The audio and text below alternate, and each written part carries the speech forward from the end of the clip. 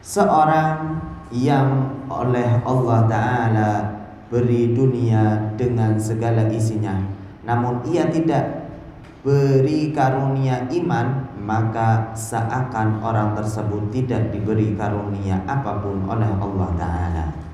Jadi tadi sebagaimana disinggung di depan, bahwa orang yang diberikan dunia sekalipun dengan seisinya, sekalipun dengan segala bentuk kenikmatannya, tapi tidak diberikan iman, maka pada hakikatnya orang tersebut tidak diberikan apapun oleh Allah.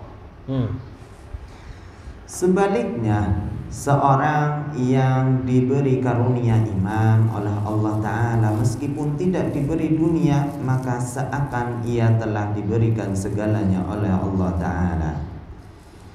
Dari Abdullah ibn Umar berkata, suatu ketika Rasulullah memegang pundakku sambil bersabda, kun fid dunya ka'annaka gharibun aw 'abirus sabil.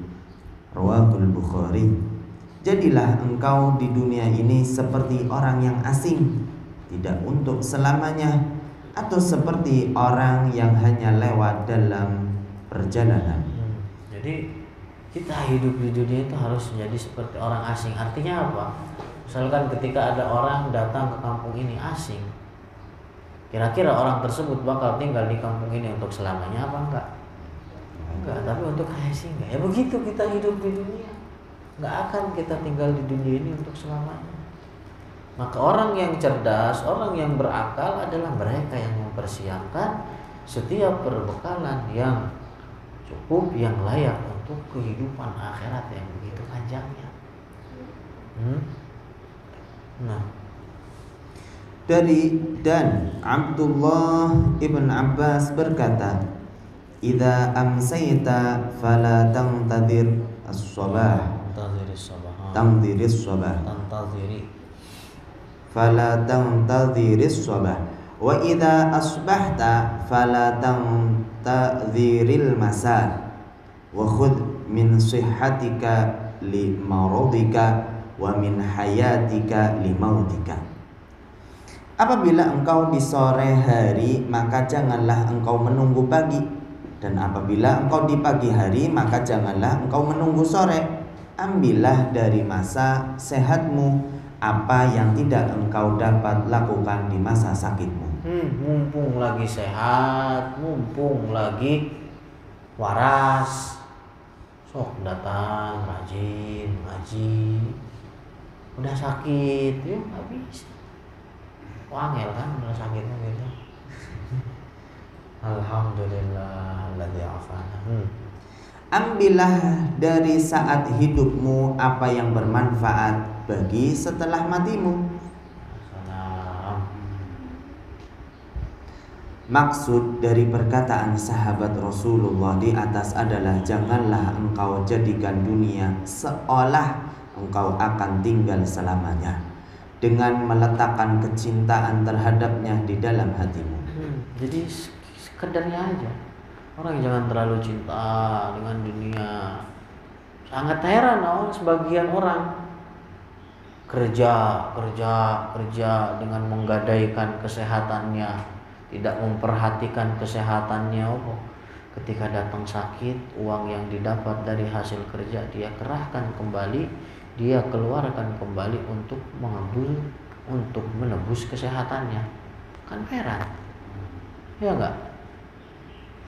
Kerja keras begitu kan, ngumpulin duit.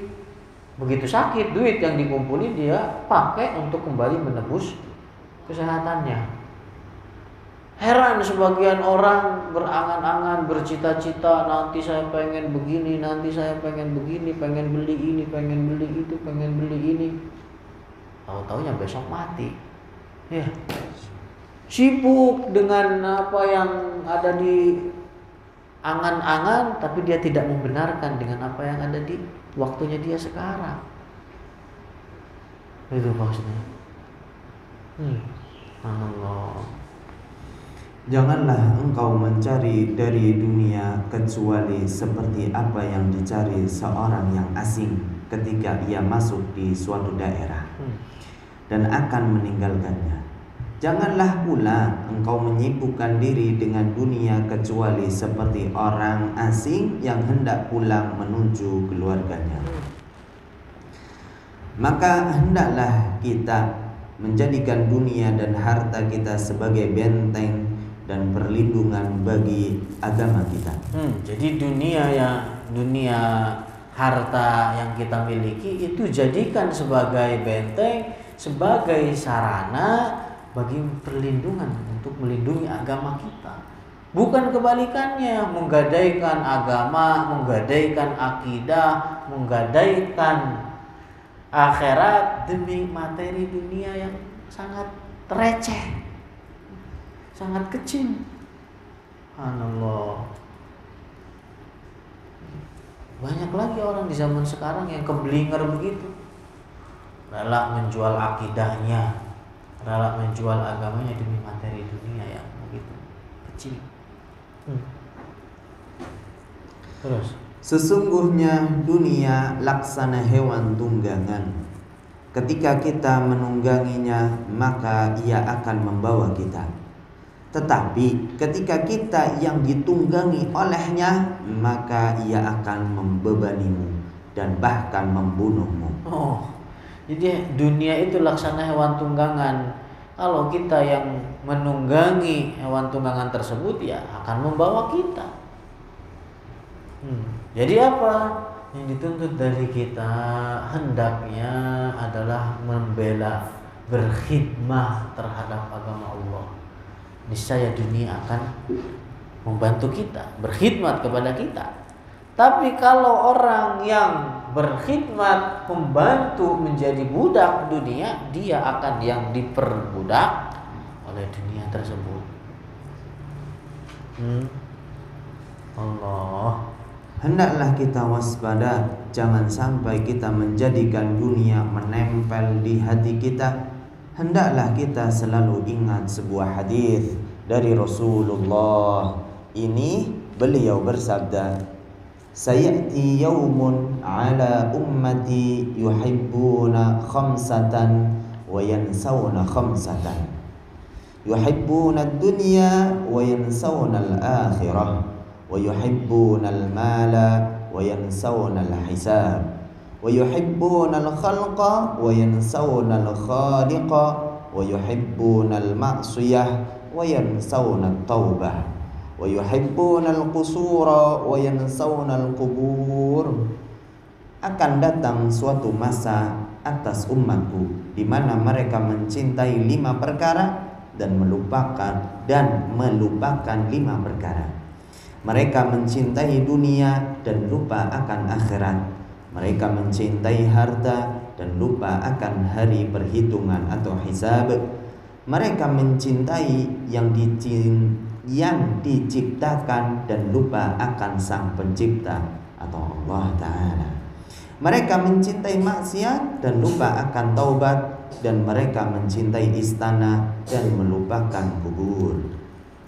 Allah. Betapa banyak orang yang keadaannya seperti sekarang yang digambarkan dalam hadis ini.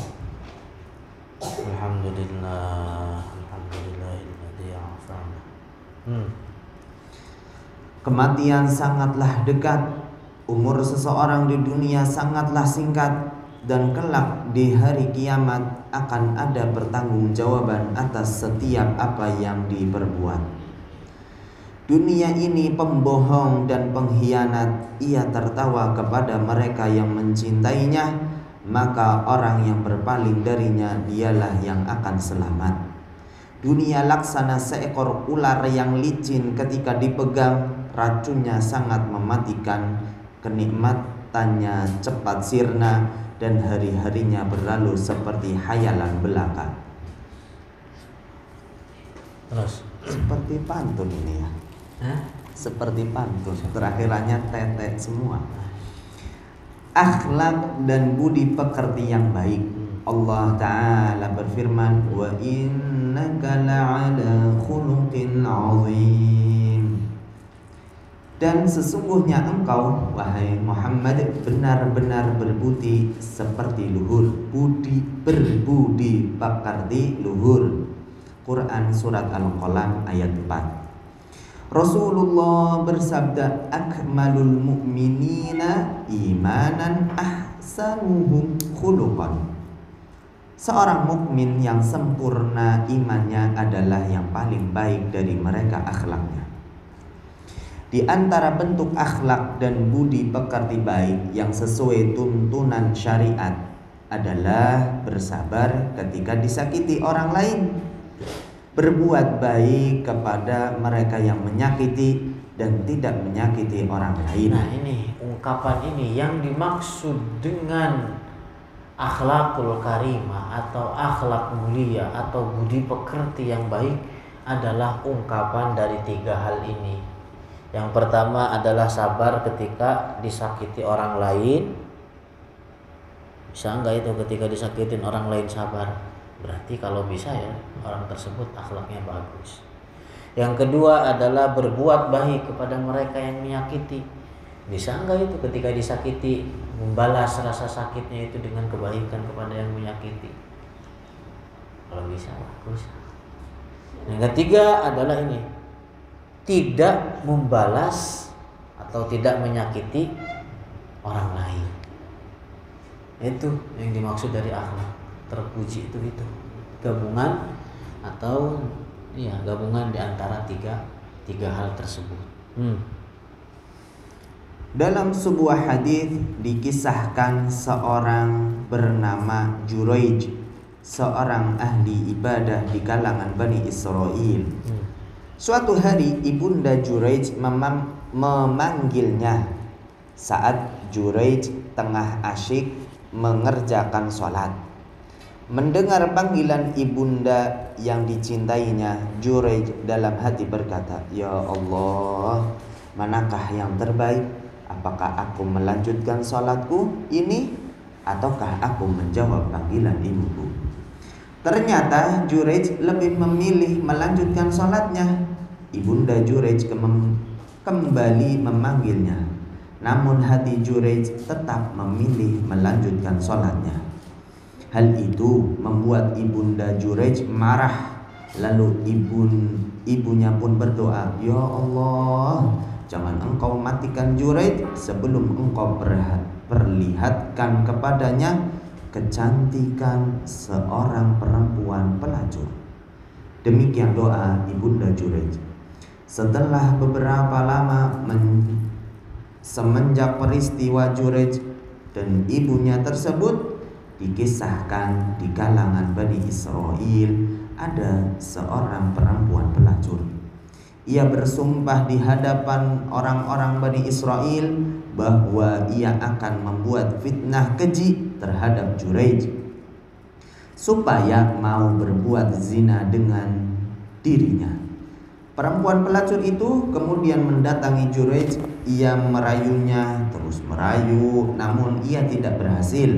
Di saat yang sama ada seorang pengembala yang biasa mengembalakan ternaknya di wilayah tempat ibadah Juraij.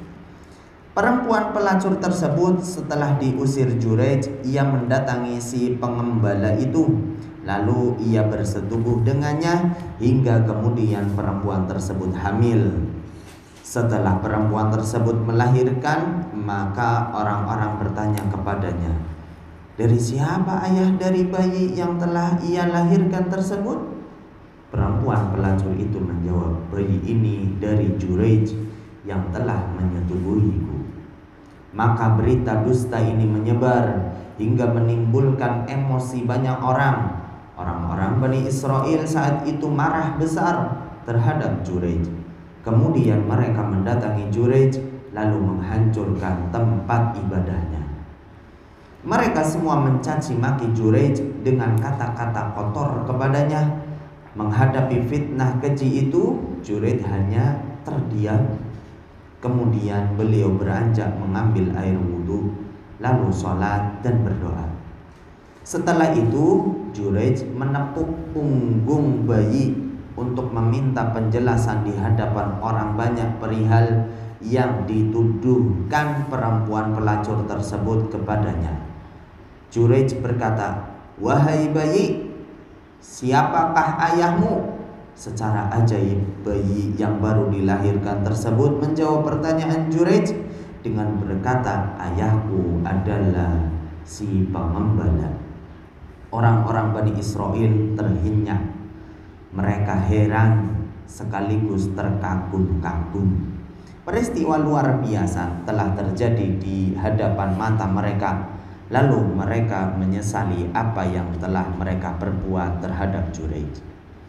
Mereka bersimpuh di hadapannya memohon maaf. Mereka berkata, "Tempat ibadahmu akan kami bangun kembali dengan bangunan yang terbuat dari emas." Namun Juraij menolak dan berkata, "Bangunlah kembali sebagaimana semula terbuat dari tanah." Allah. Dalam hadis lain Rasulullah bersabda, "Laisa syadidu man ghalaban nas, walakin syadidu man ghalaba nafsah." Seorang yang kuat bukanlah mereka yang dapat mengalahkan orang lain dengan kekuatannya, tetapi seorang yang kuat adalah orang yang menundukkan hawa nafsunya. Maka tidak ada akhlak yang lebih mulia selain akhlak yang dicontohkan oleh Rasulullah. Membiasakan dari mengendalikan hawa nafsu ketika marah atau ketika disakiti orang lain adalah jalan menuju ketinggian derajat di akhirat kelak. Karena seorang yang menahan dirinya ketika marah, maka ia telah menyelamatkan dirinya dari berbagai macam mara bahaya yang dapat merugikan dirinya sendiri. Sesungguhnya ada sekelompok orang yang berakhlak mulia walaupun mereka tidak mengerjakan sholat sunnah dan puasa sunnah, namun di akhirat derajat mereka sama dengan derajat orang-orang yang rajin melakukan sholat sunnah dan puasa sunnah, namun tidak memiliki akhlak mulia. Maksudnya gimana? Paham itu? Coba dijelaskan. Jadi mereka yang secara kesehariannya nggak sholat sunnah, nggak puasa sunnah, tapi akhlak dia bagus dalam berperilaku. Jadi akhlak mereka bagus dalam berperilaku, tidak menyakiti orang lain, tidak membalas rasa sakit yang diterima dengan keburukan lagi, bersabar ketika disakiti orang lain. Itu kelak di akhirat derajatnya sama dengan, artinya mereka di akhirat kelak memiliki derajat yang tinggi, sama halnya seperti mereka yang rajin melakukan sholat sunnah, puasa sunnah, tapi tidak memiliki akhlak yang bagus. Paham itu?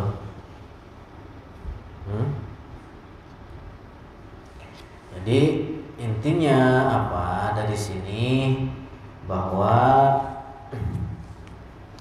mengendalikan hawa nafsu dari marah itu sangat penting, karena marah itu bisa menghancurkan urusan dunia dan akhirat. Terkadang begitu, bisa saja menghancurkan dunia dan akhirat seseorang. Betapa banyak orang yang marah terjatuh dalam kekufuran, mencaci maki Allah, mencaci maki Rasulullah.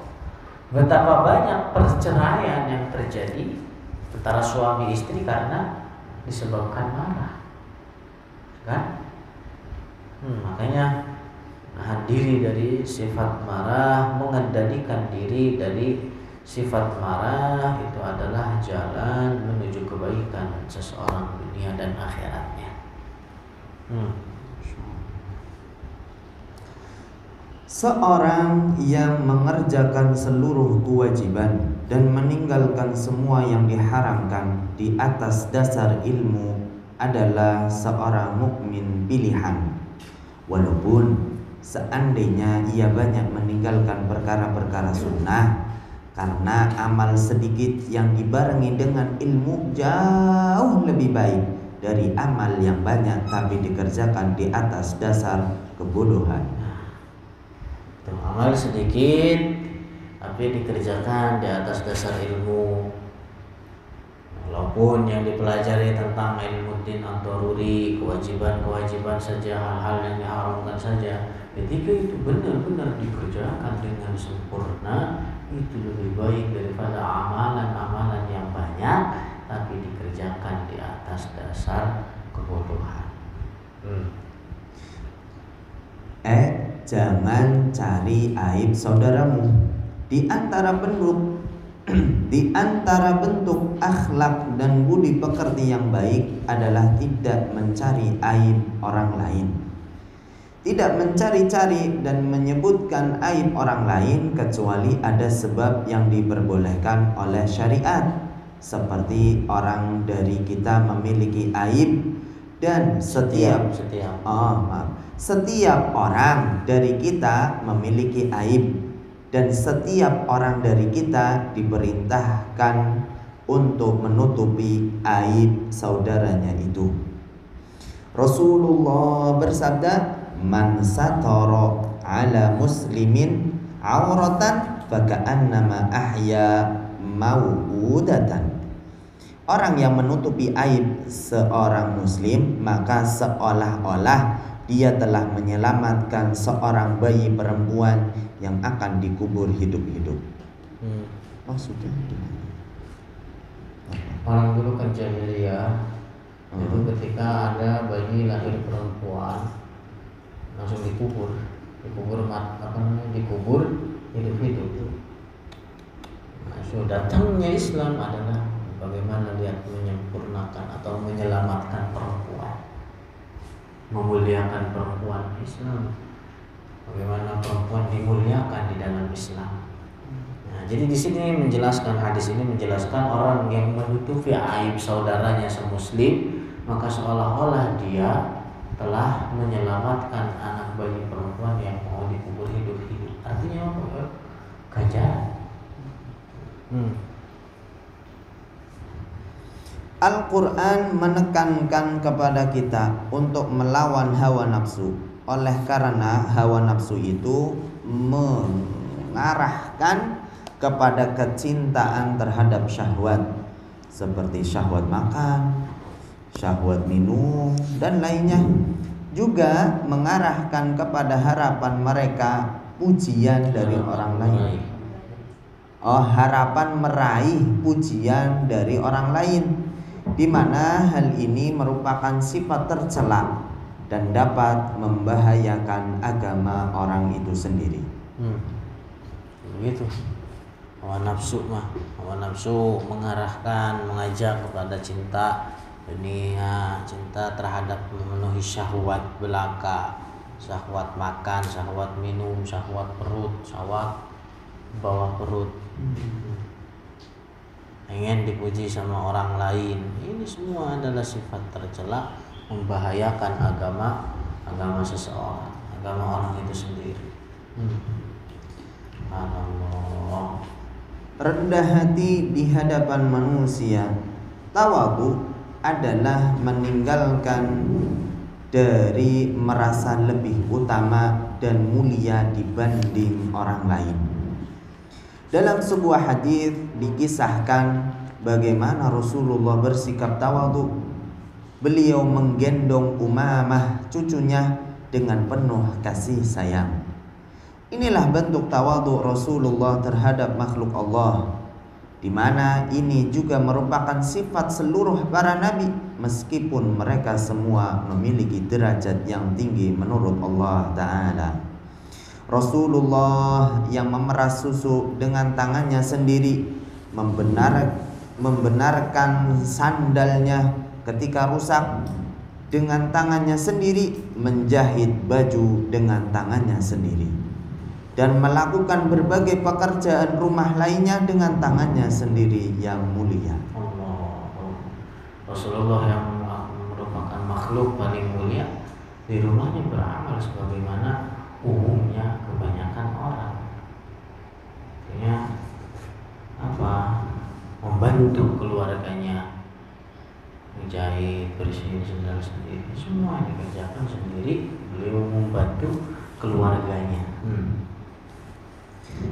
Ketika Aisyah ditanya tentang apa yang dikerjakan oleh Rasulullah ketika di dalam rumahnya, Aisyah menjawab, beliau membantu keluarganya dan ketika datang waktu sholat, beliau pergi menunaikannya.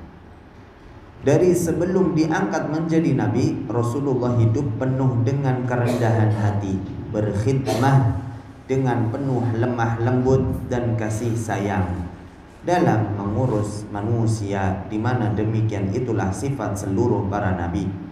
Mudah bergaul dengan siapapun, senantiasa berusaha dalam memikirkan maslahat banyak orang. Bahkan Rasulullah memohon kepada Allah Ta'ala agar hidup di dunia bersama orang-orang rendah hati dan memohon dibangkitkan di hari kiamat kelak bersama orang-orang yang rendah hati serta dikumpulkan bersama orang-orang yang rendah hati. Ini maksudnya dari sabda Rasulullah, Allahumma ahyina miskinan wa amitna miskinan wakhsyurna fi zumratil masakin. Artinya apa? Ahyina miskinan ay mutawadhi'an. Terus Rasulullah menerima hadiah namun tidak memakan harta zakat, menjenguk orang yang sakit, memenuhi panggilan semua orang yang kaya maupun yang miskin, orang terpandang atau orang biasa, tidak pernah menghina seorang mukmin, tidak membiarkan orang lain jalan di belakangnya, ketika memerintah dibarengi dengan kelembutan. Rasulullah adalah teladan sempurna, mengajarkan kepada kita untuk selalu memaafkan dan berakhlak baik dengan orang lain. Sombong merupakan sifat tercela baik dalam pandangan orang muslim dan non-muslim. Seluruh nabi yang diutus oleh Allah Ta'ala ketika menyeru kaumnya untuk memeluk agama Islam tidak dengan jalan sombong, karena jika dengan jalan sombong maka setiap orang akan lari dari dakwah mereka. Karena sombong adalah menolak kebenaran, sementara kebenaran ada pada diri para nabi. paham itu maksudnya.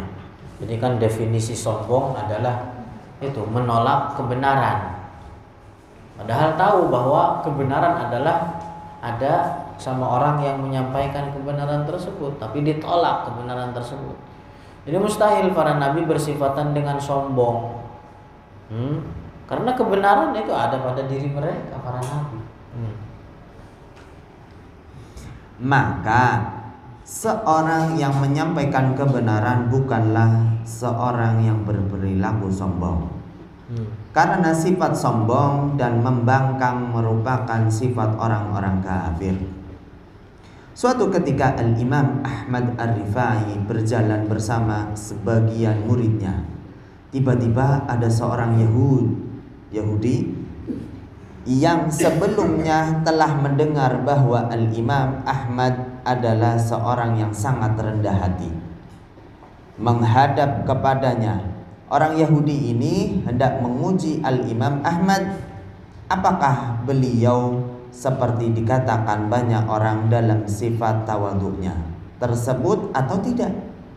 Orang Yahudi tersebut berkata, "Wahai Sayyid, manakah yang lebih mulia, Anda atau anjing?" Al-Imam Ahmad Ar-Rifai dengan lemah lembut menjawab, "Seandainya aku selamat melewati jembatan yang dibentang di atas jahanam atau yang disebut Sirat kelak, maka aku lebih mulia dari anjing."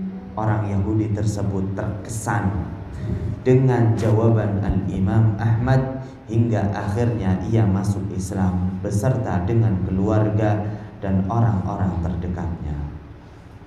Seandainya Al-Imam Ahmad bukan seorang yang lemah lembut dan rendah hati, maka mungkin orang Yahudi tersebut masuk ke dalam agama Islam.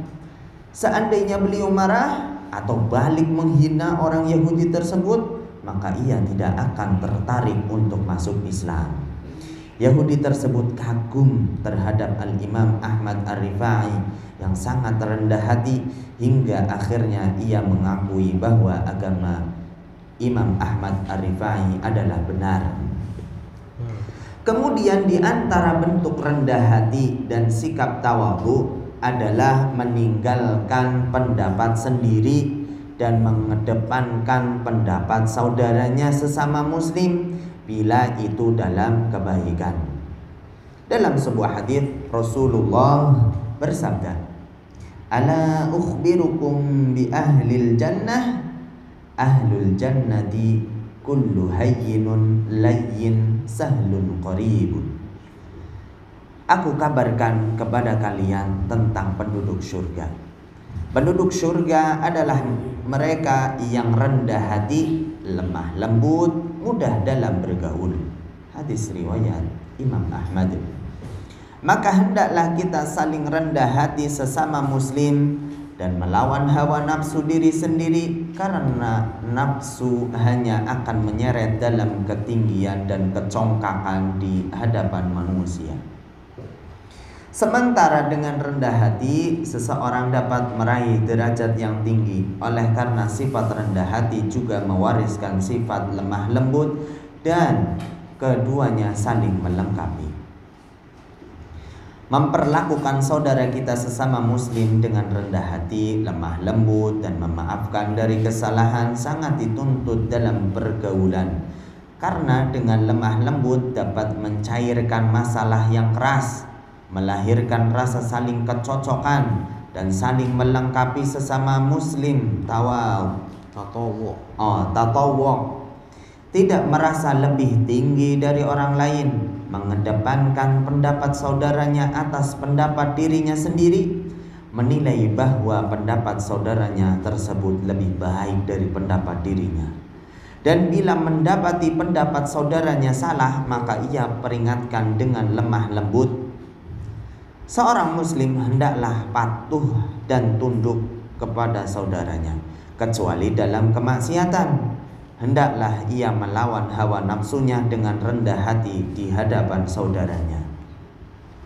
Sifat seperti inilah yang dicontohkan oleh Rasulullah, baik terhadap orang yang lebih tua atau yang masih muda, kaya atau miskin, bahkan seorang suami terhadap istrinya yang sudah punya istri ya. Contohnya, ketika di dalam rumah seorang suami hendaknya mengerjakan apa yang biasa dilakukan oleh istrinya, di mana hal itu lebih baik daripada menunggu istrinya.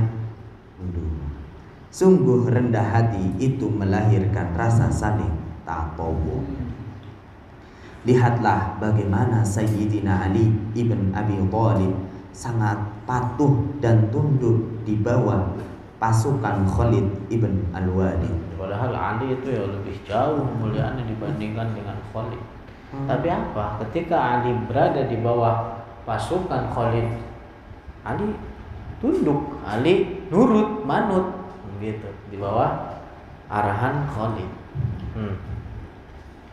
Saat berperang melawan orang-orang murtad. Padahal dari segi kedudukan Ali bin Abi Thalib jauh lebih tinggi dari Khalid. Sikap semacam inilah yang akan mengangkat seseorang kepada derajat yang tinggi. Oleh karena orang yang tidak rendah hati, maka tidak akan dapat meraih derajat yang tinggi. Lanjutlah.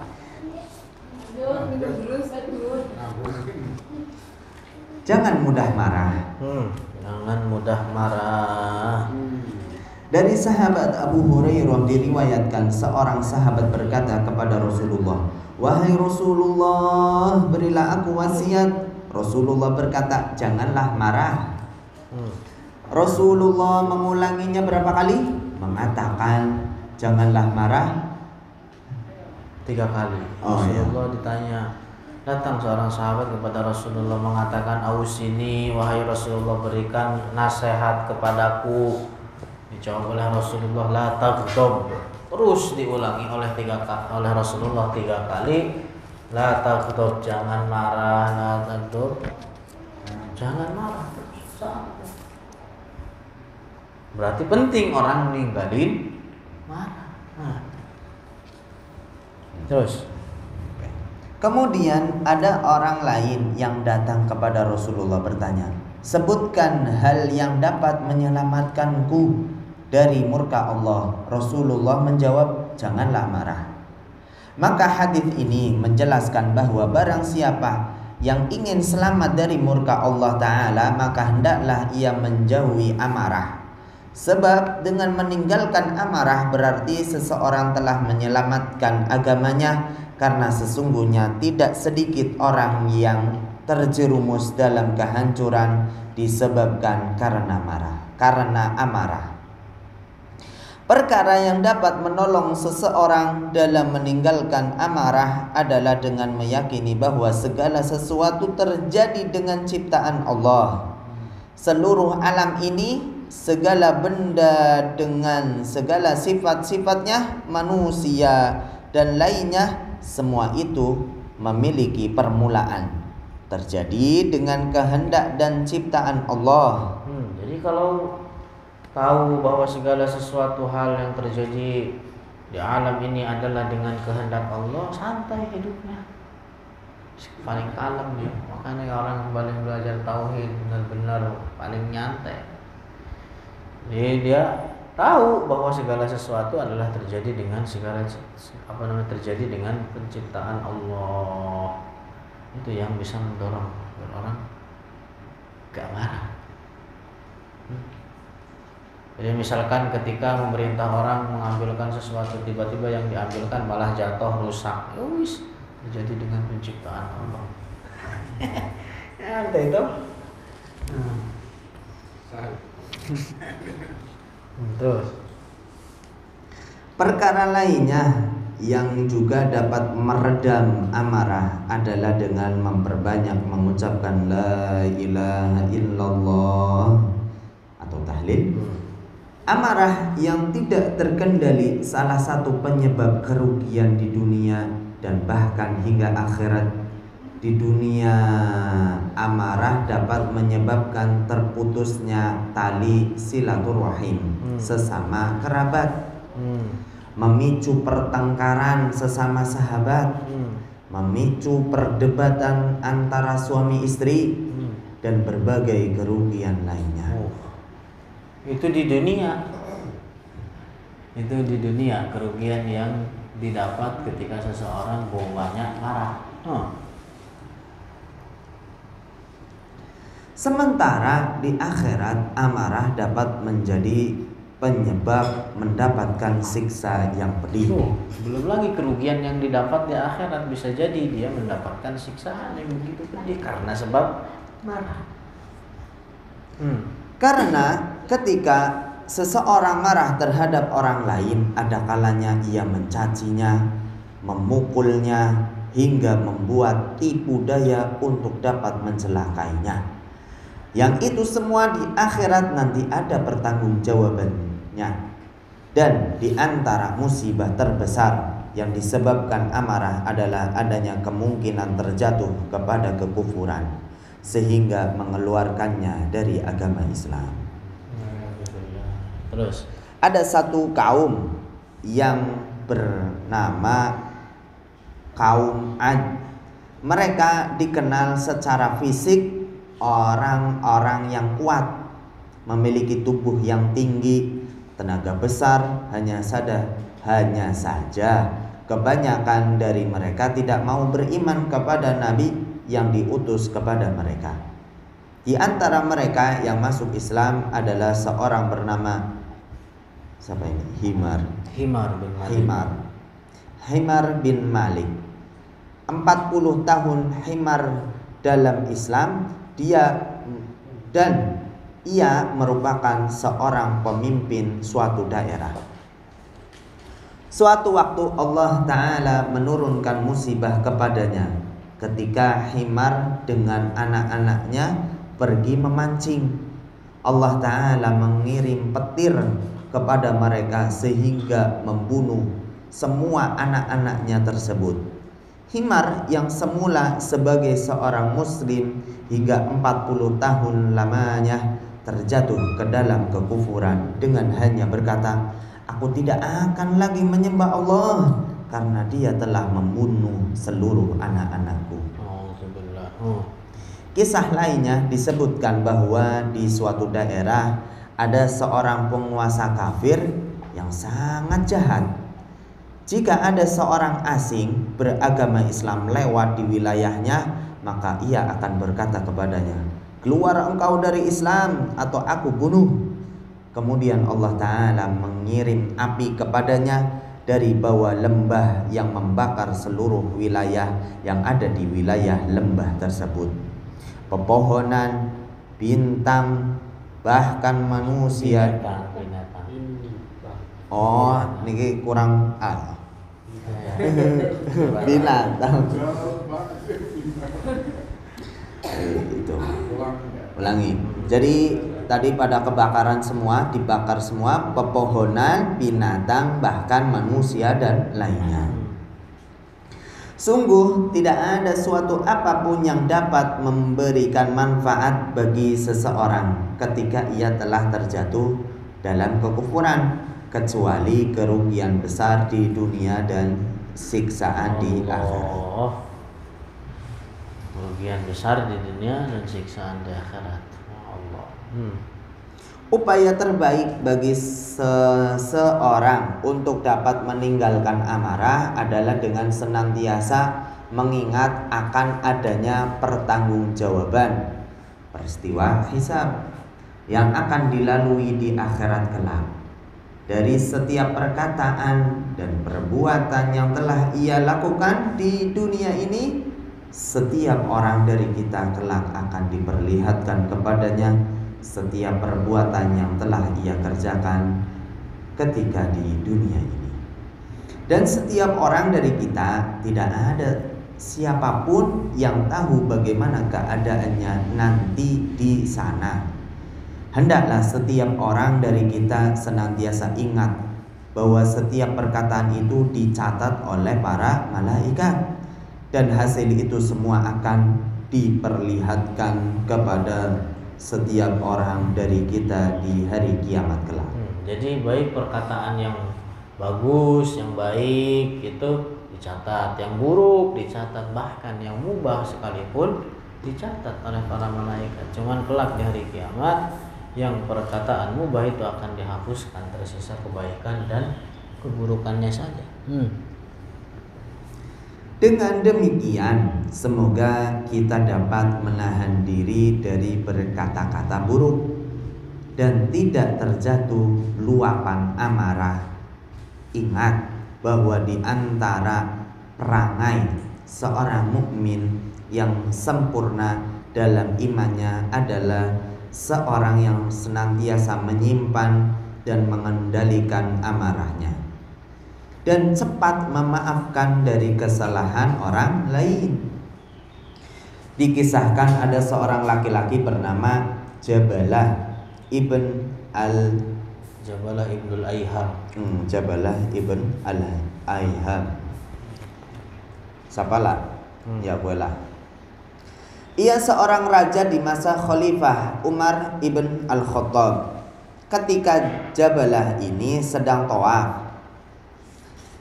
Tahu tawaf. Nah, ia merasa terganggu oleh seseorang hingga ia marah dan memukul orang tersebut. Orang ini kemudian mengadu dan melaporkan peristiwa tersebut kepada Khalifah Umar.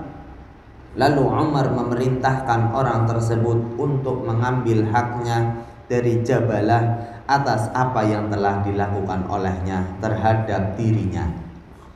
Namun Jabalah marah besar. Ia berkata, "Bagaimana Umar bisa berkata demikian?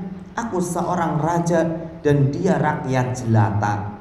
Hingga akhirnya Jabalah jatuh dalam kekufuran, keluar dari Islam, dan lalu ia kabur menghindar. Lihatlah wahai sahabatku, bapak-bapak dan ibu-ibu, karena sebab amarah Jabalah sang raja telah jatuh dalam kekufuran.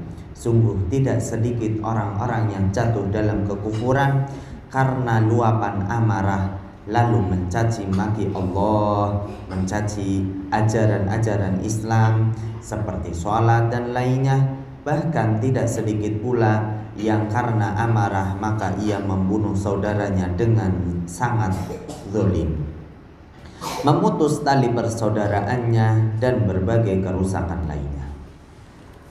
Juga dikisahkan ada seorang penjahit. Beda cuil be ya. Juga dikisahkan ada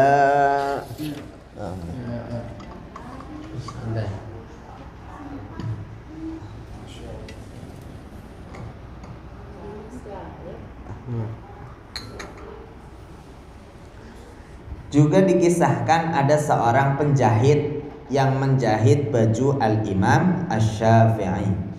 Si penjahit ini dengan sengaja menjadikan lubang dua tangan baju Al-Imam Asy-Syafi'i sangat berbeda. Yang satu sangat lebar dan yang atunya sangat sempit. Tujuan penjahit itu adalah untuk menguji Al-Imam Asy-Syafi'i dalam perangai dan akhlaknya. Ketika baju tersebut selesai dijahit dan diserahkan kepada Al-Imam Asy-Syafi'i, ternyata beliau tidak mencacinya sedikit pun. Tidak pula komplain atau memarahinya. Sebaliknya beliau berkata dengan nada, "Terima kasih. Aku akan letakkan di bagian yang lebar ini kitabku, dan di bagian yang sempit ini pulpenku." Paham nggak ada? Hah? Enggak. Ini ya tangan bajunya di sini, yang satu panjang banget, lebar, di sini yang satu sempit. Nah, yang Syafi'i mengatakan ini saya di sini bakalan saya taruh buat kitab-kitab saya, dan yang sempit di situ buat pulpen. Paham gitu? Nggak mencaci, nggak protes, nggak marah, berterima kasih kepada yang udah ngejahitin. Subhanallah.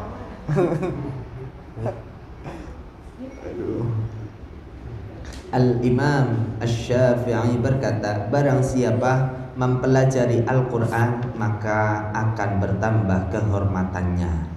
Barang siapa mempelajari hadis maka akan bertambah hujjahnya. Dan barang siapa mempelajari adab maka akan semakin lembut tingkah lakunya.